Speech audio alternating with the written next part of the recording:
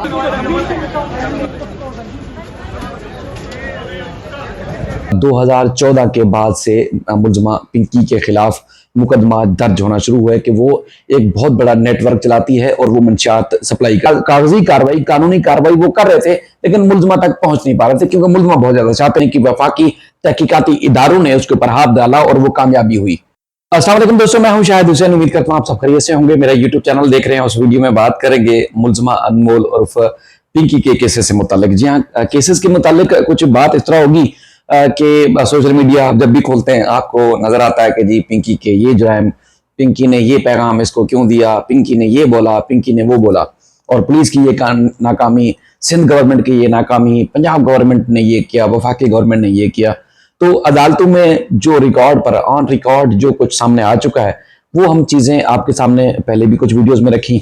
बहुत सारे लोगों की दिलचस्पी उन चीजों में होती है जिसमें शक ज्यादा हूं, और हम चूंकि शकों वाले लोग नहीं, हम जो देखते हैं वो चीज रिपोर्ट कर देते हैं। तो इसी तरह सीधी सादी चीजें हम पब्लिक तक रखते हैं, और लोगों का दिल चाहता है तो देखते हैं, लोगों का दिल नहीं चाहता तो नहीं देखते। लेकिन बहुत सारे लोग जहाँ फेक चीजें हों वो फोकस ज्यादा रखते हैं। लोग कहते हैं कि सच्चाई से किसी के साथ अटैच भी हों तो लोगों को यकीन नहीं होता, लेकिन अगर फेक चीजें हों तो यकीनन लोग उसमें बड़ा जो है वो निछावर कर रहे होते हैं सब कुछ। सूरत हाल ये है कि अनमोल और पिंकी के खिलाफ जो कराची में खासतौर पर मुकदमा दर्ज होते रहे, ये आज की बात नहीं है, बल्कि मैं जो अब तक रिकॉर्ड सामने आ चुका है 2014 के बाद से मुलजमा पिंकी के खिलाफ मुकदमा दर्ज होना शुरू हुआ है कि वो एक बहुत बड़ा नेटवर्क चलाती है और वो मंशियात सप्लाई करती है, जिसमें कोकेन, आइस और इसके अलावा दीगर मंशियात जिसमें शामिल थी। उसमें ऐसा ऐसा अनमोल के गैंग में, ग्रुप में बहुत सारे लोग शामिल होते गए, और ये सारी चीजें ऑन रिकॉर्ड है। ये किसी से सुनी सुनाई, किसी से प्रेस कॉन्फ्रेंस या कोई ऐसी चीज जिसमें मुख्तलिफ तहकीकाती लोग दावा कर रहे हैं वो नहीं, बल्कि जो अदालतों में जो चीजें पेश हो रही है वहां अदालतों में हम रिपोर्टें करते हैं, वो चीजें मैं आपके सामने रख रहा हूं। पता ये चला कि 2014 में पिंकी के खिलाफ जब मुकदमा दर्ज होना शुरू हुए तो पिंकी कराची से रवाना हो गई थी, लाहौर चली गई थी, और वहां जिस तरह आपने देखा कि नासिर नामी शख्स के नाम उसने मुख्तलिफ प्लाट लिए, नासिर नामी शख्स के, तो पता ये चला कि वहां नासिर नामी एक शख्स था जो एक सरकारी अफसर भी या एहलकार भी रह चुका है, उसके साथ उसकी शादी हुई। वो भी एक बहुत बड़ा नेटवर्क चलाता था मंशियात का, उसके साथ मिलकर लाहौर में काम करती रही। और उसके बाद फिर चूंकि कराची में जो कोई राइडर पकड़ा जाता, कोई खातून मुलजमा पकड़ी जाती मंशियात सप्लाई की, अगर पुलिस को रेकी या उनको इंफॉर्मेशन मिलती अपने मुखबर के जरिए, इन्फॉर्मर के जरिए, तब भी पता चलता कि उसके पीछे कहीं ना कहीं नाम जो आ रहा है वो मैडम पिंकी का नाम आ रहा है, उन अनमोल और पिंकी का। तो वहां जाहिर है पिंकी कौन है, कहाँ है, किस तरह पुलिस जो सलूक करती ना करती, गिरफ्तार करती ना करती, लेकिन यह कि उन मुकदमात में नाम आता गया। ये जो अभी हाइट हुई है या एक हाई प्रोफाइल बनी है मामला, तो उसमें लोग कह रहे हैं जी मीडिया और सोशल मीडिया पे बहुत ज्यादा बात हो रही है। ये बात आज की नहीं, बात बहुत पुरानी है, लेकिन लोग इसको सीरियस नहीं ले रहे थे। मतलब मैं पब्लिक और मीडिया और मुख्तलिफ दीगर लोगों की बात कर रहा हूँ। पुलिस की या मुख्तलिफ जो कानून नाफिज करने वाले इदारे हैं उनकी नजर में ये सब कुछ था, और कागजी कार्रवाई, कानूनी कार्रवाई वो कर रहे थे, लेकिन मुलजमा तक पहुंच नहीं पा रहे थे क्योंकि मुलजमा बहुत ज्यादा शातिर थी। और उसके बाद जब ये कार्रवाई होती भी थी तो चूंकि वो हर जगह पैसा और माल चलाती थी तो इसलिए वो बच भी जाती थी, उसको कोई हाथ भी नहीं लगा सकता था। तो ये सारा सीन होता रहा। उसके बाद कुछ अर्सा पहले बताया गया, क्योंकि जहांगीर रोड कराची का एक इलाका है चंदी फासले पे, और रोज वहां से हमने रोजाना गुजरना भी होता है। वहां पर एक खानदान है जो कि बलोच खानदान है। उसकी जो वालदा है जिसका ताल्लुक, जो अनमोल पिंकी है उसकी वालदा का ताल्लुक जो है वो कसूर, पंजाब का जो इलाका है वहां से था।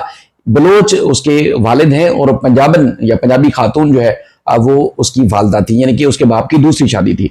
और कुछ ऐसा जिस तरह मैंने आपको बताया, कराची में रही, लाहौर चली गई, फिर कराची आई, तो यहाँ जब मुकदमात में ज्यादा नाम आने लगा तो फिर उसके बाद फिर लाहौर चली गई। और जो आपने देखा होगा कि बता रहे कि 5 पल्ले के मकान में किराए पर रहती थी, और कुछ ऐसा पहले ही उसने किराए पर ये मकान लिया था। तो ये सारी चीजें हो रही थी। अब होता ये है कि चूंकि मुख्तलिफ जो हाई प्रोफाइल केसेस हैं या मुख्तलिफ अहम शख्सियात कि बच्चों तक ये बात आ गई कि उनकी जिंदगियां जाने लगी हैं, और उसके बाद फिर मुख्तलिफ हाई पैमाने पर उसका जब नाम आने लगा तो फिर इदारों में भी खलबली मची, और मुख्तलिफ जो कानून नाफिज करने वाले इदारे हैं वो एक्टिव हुए कि ये कौन है। क्योंकि जब ये निचले लेवल पर जब ये किस तरह के क्राइम हो रहे होते हैं तो यहां से पकड़ा, वहां से छोड़ दिया, ये हुआ वो हुआ, ये सब कुछ हो जाता है। जब आला सतह पर तहकीकाती इदारे एक्टिव हो जाते हैं तो फिर ये मामूली निचले लेवल के मीडिया या निचले लेवल के लोगों की बस बात ऊपर चली जाती है, फिर घेरा तंग करना पड़ जाता है, तो फिर घेरा उसके ऊपर मजीद तंग किया गया, यानी कि वफाकी तहकीकाती इदारों ने उसके ऊपर हाथ डाला और वो कामयाबी हुई और उसको गिरफ्तार कर लिया गया, या उसकी गिरफ्तारी जाहिर कर दी गई।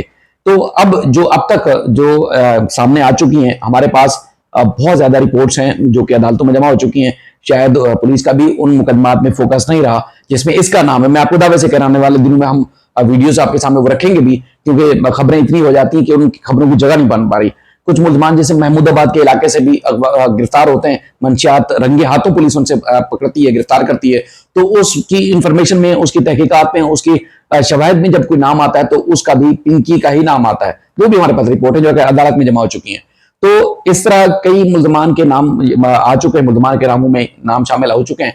तो अब तक जो गिरफ्तारियां डाल दी जा चुकी हैं, जो जिसमें मुल्जमा पिंकी के खिलाफ कानूनी कार्रवाई हो चुकी है, उसमें 16 मुकदमात हैं। इब्तदाई तौर पर 16 मुकदमात में से 2 मुकदमात का अब तक जिस्मानी रिमांड मंजूर हो चुका है, यानी कि एक बगदादी थाने का मुकदमा है, उसमें 2 दिन के जिस्मानी रिमांड में तोसी हुई थी। अब कल 18 तारीख को जो है वो जिस्मानी रिमांड मुकम्मल होने के बाद पेश किया जाएगा। इसके अलावा डिस्ट्रिक्ट सेंट्रल का एक मुकदमा है जो 2025 में दर्ज किया गया था। बिलाल नामी एक राइडर था जो कि मंशियात सप्लाई करने के लिए कहीं जा रहा था, तो वहां से उसको पुलिस ने पकड़ा था। एसआईयू के पास वो मुकदमा है। उसमें भी उसने जब नाम लिया था कि किसकी मंशियात है, तो वहां पर भी मैडम अनमोल उर्फ पिंकी का नाम आया था।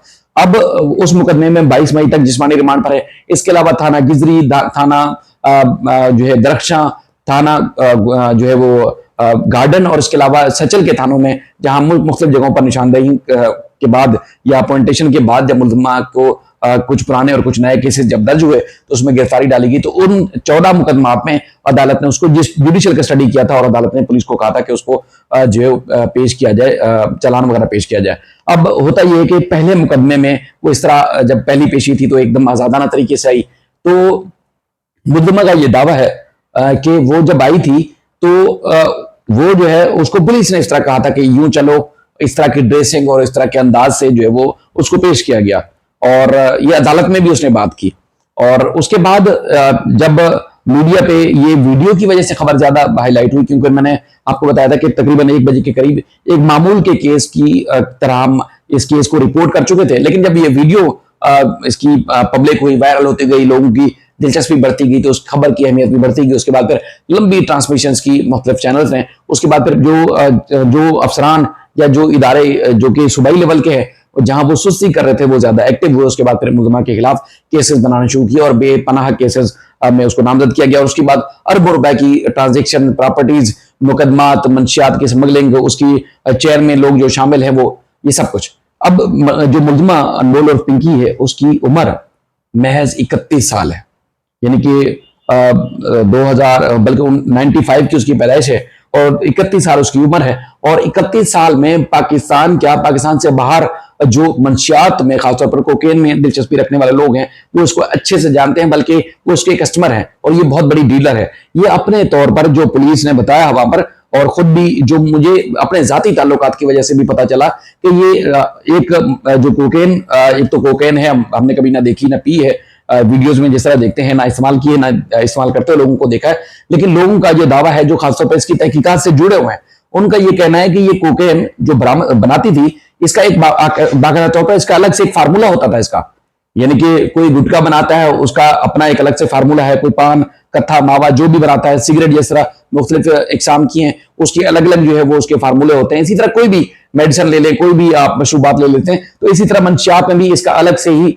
जो है वो ब्रांड था, और जो फार्मूला इसका फार्मूला था वो किसी के पास भी नहीं होता था।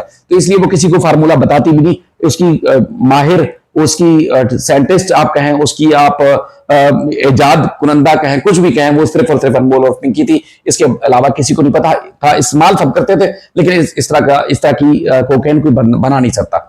अब जहां तक सवाल उठाए जा रहे हैं, बहुत सारे लोगों ने कहा कि जी शायद हुसैन के जरिए पिंकी ने जो है वो बहुत सारे लोगों को जो है वो पैगाम दे दिया। हुआ ये था कि जब अदालती राहदारी में ग्राउंड फ्लोर से सेकंड फ्लोर तक दर्जनों पुलिस एहलकारों, और खासतौर पर जब पुलिस वाले तो नॉर्मली ज़ाहिर है एक मुल्जिम को लाते आगे पीछे सिक्योरिटी लेके, लेकिन मीडिया और खासतौर पर जब से सोशल मीडिया का भूचाल हुआ है और फिर लोग कैमरे लेके ऐसे चढ़े कि पुलिस वहां भगदड़ भी मची, शोर शराबा भी हुआ, एक हाड़ाहुड़ी सी मच गई।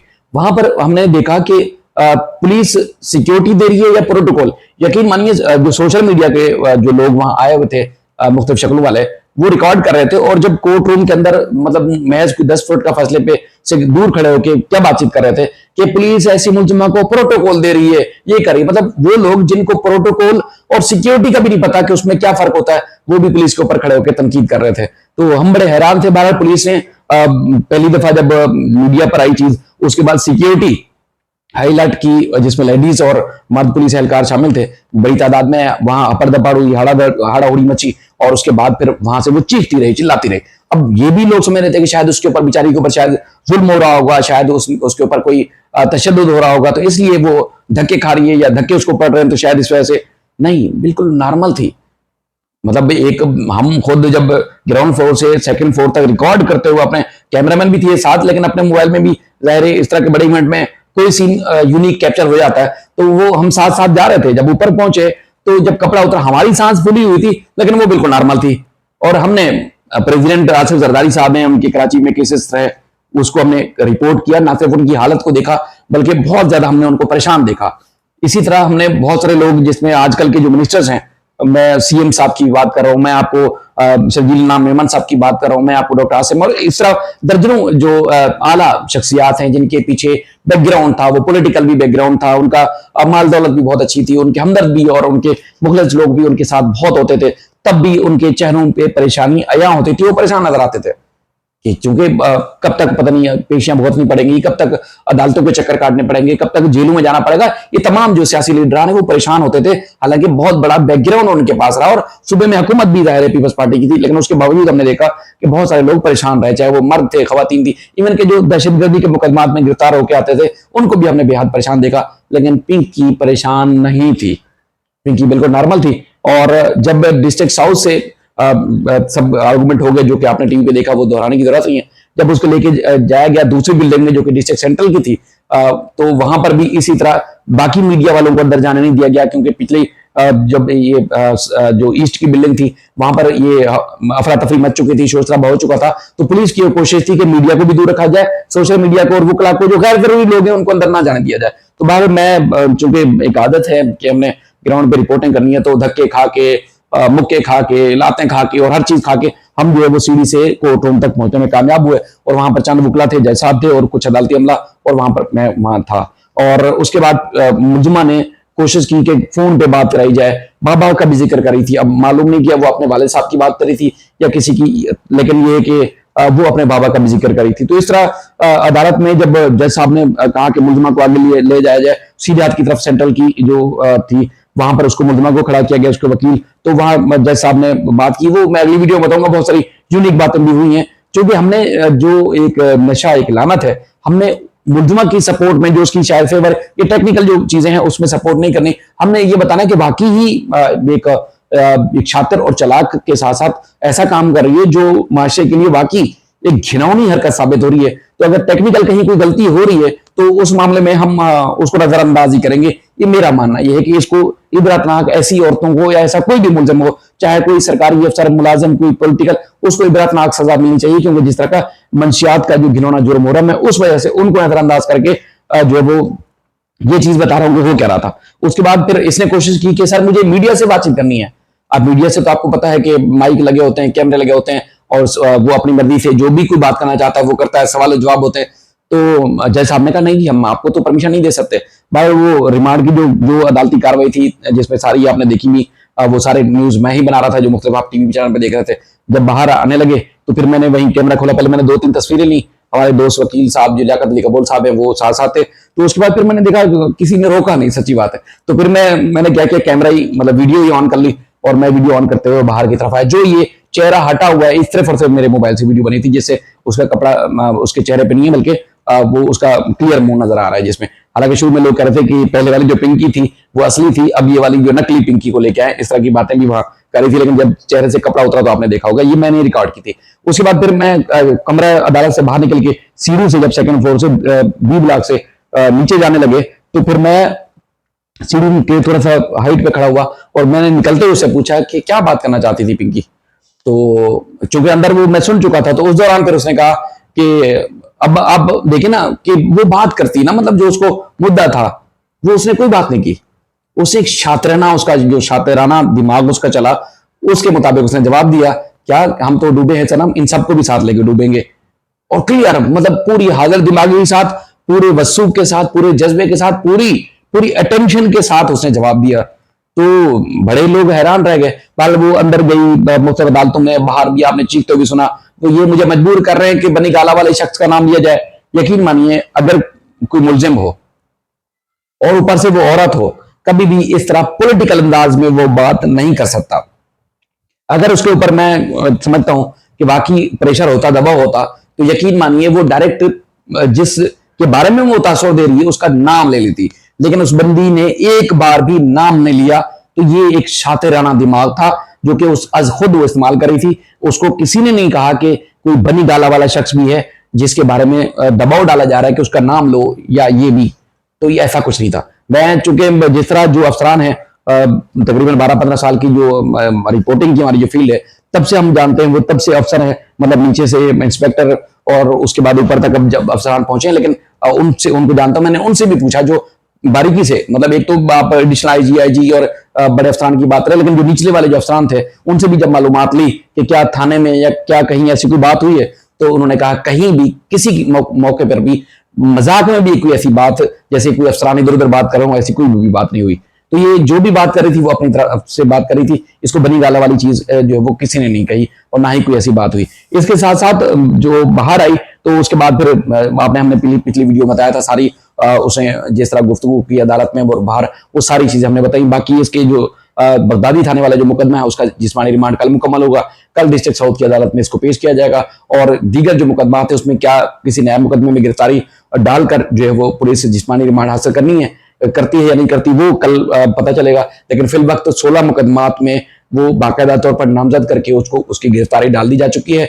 उसमें 14 मुकदमात में जुडिशियल कस्टडी हो चुकी है, 2 में जिस्मानी रिमांड है, जिसमें एक में जिस्मानी रिमांड में तोसी हुई थी जिसकी मुद्दत कल पूरी हो रही है, और एक में जो है वो 22 मई को जिस्मानी रिमांड की मुद्दत पूरी होगी। तो बहरहाल ये जो बात थी कि जी हमारे जरिए पैगाम पहुंचाया, तो वो उसका एक अपनी जाती अटेंशन की वजह से उसने किसको पैगाम दिया, किसको देना चाह रही थी, वो उसकी अपनी जाती अटेंशन थी। किसके बारे में तासुर था ये यूं कुछ कह नहीं सकते। लेकिन बनी गाला वाला शख्स के बारे में जो बात करी थी वो भी अपने ऊपर जो मेरी जाती राय है वो सिर्फ और सिर्फ बोझ हटाने के लिए ये बात करी थी। इसके अलावा कोई और मेरी जो वसूख से मैं कह सकता हूँ इतलात हैं उस हिसाब से जो है वो कुछ नहीं था। बाकी कब गिरफ्तार किया गया, कितना से पहले गिरफ्तार किया गया, कहाँ कहाँ रखा गया, ये बहुत सारी चीजें हैं जो आने वाले दिनों में आपके सामने हम जरूर रखेंगे। अपना बेहद ख्याल रखिएगा। अल्लाह हाफिज।